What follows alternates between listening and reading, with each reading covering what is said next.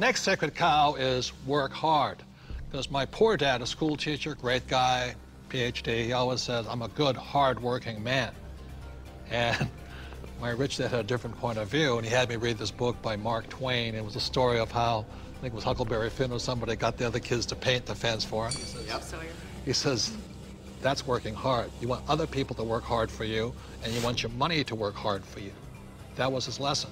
And a lot of people really, you know, they can't wait till Friday because they hate their work so much, and they dread Sunday because they have to go back to work. With us, I would say most of us are working 24/7, but we're working differently.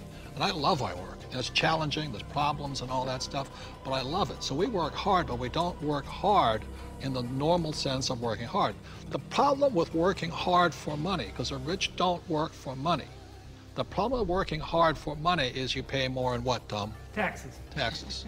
The harder you work for money, the more you will pay in taxes, right? Well, right. If instead of working hard for money, like you're talking about, instead if you work for assets, then you pay a lot less taxes because the tax law, again, is geared towards building assets. Because as we build assets, we build the economy. Time out. The big difference between E's and S's and B's and I's, E's and S's focus on the income statement, and B's and I's focus on the asset column. My rich dad simply said to me, he says, assets put money in your pocket whether you work or not, and liabilities take money from your pocket. For example, my house is a liability because it takes money from my pocket every single month. Yet my rental properties are assets because they put money in your pocket whether you work or not. One of the reasons so many people are struggling financially today is they're buying liabilities they think are assets. As we build assets, the economy grows, and the employees get benefits also, because now we have more jobs for more employees. But on Michael's side, why are people working so hard is because the Fed's also working hard printing money, right? Yeah, people. I've got friends that just say, I need to get more hours, or I need to get a second job or something like that. They're working harder to make a few more dollars, but they don't realize that over this entire past decade, the average in real income after inflation has been falling. So the harder people work, the less they're making anyway, because the government and the Federal Reserve, the banking system, they're basically stealing it from them. Can we bring in the bags of coins right now? Thank you. I'm not going to hold that.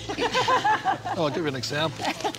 In the year 2000, one gold coin cost $300. So this is $300 in US quarters. Today, in 2010, that same gold coin, it takes $1,100 to buy the same coin. So the reason people have to work so hard to keep up, to keep paying money, is because the value of your dollars are going down.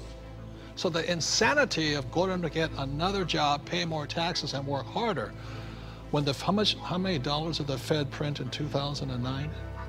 From August of 2008 through 2009, they created about 1.5 times more paper dollars than it took 200 previous years to print.